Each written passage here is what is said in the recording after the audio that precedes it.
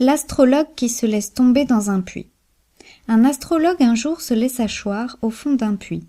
On lui dit « Pauvre bête, tandis qu'à peine à tes pieds tu peux voir, penses-tu lire au-dessus de ta tête ?» Cette aventure en soi, sans aller plus avant, peut servir de leçon à la plupart des hommes. Parmi ce que de gens sur la terre nous sommes, il en est peu qui fort souvent ne se plaisent d'entendre dire qu'au livre du destin les mortels peuvent lire. Mais ce livre qu'Homère et les siens ont chanté, qu'est-ce que le hasard parmi l'Antiquité et parmi nous la Providence?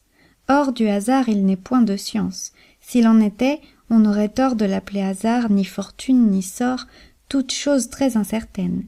Quant aux volontés souveraines de celui qui fait tout et rien qu'avec dessein, qui les sait que lui seul? Comment lire en son sein? Aurait-il imprimé sur le front des étoiles ce que la nuit des temps enferme dans ses voiles? À quelle utilité? Pour exercer l'esprit de ceux qui de la sphère et du globe ont écrit? Pour nous faire éviter des maux inévitables? Nous rendre dans les biens de plaisir incapables? Et causant du dégoût pour ces biens prévenus, les convertir en maux devant qu'ils soient venus? C'est erreur, ou plutôt c'est crime de le croire.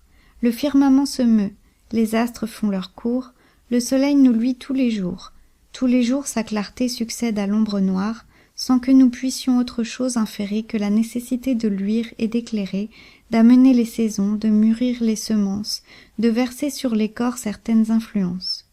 Du reste, en quoi répond au sort toujours divers ce train toujours égal dont marche l'univers? Charlatans, faiseurs d'horoscopes, quittez les cours des princes de l'Europe. Emmenez avec vous les souffleurs tout d'un temps.